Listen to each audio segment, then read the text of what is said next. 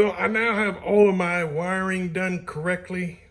I've got the tach adapter wired up correctly so I can have use of my tachometer, as well as the wiring done for the computer, the Davies Craig computer that runs the fans and the water pump.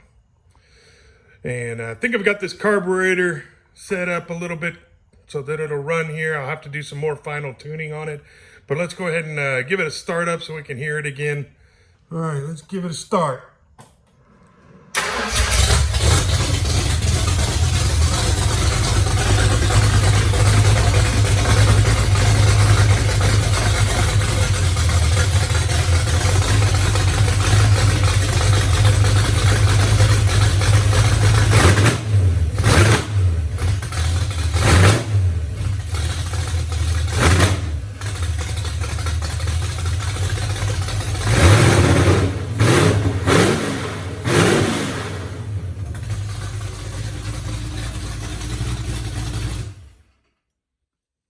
So there we go. There's how she sounds.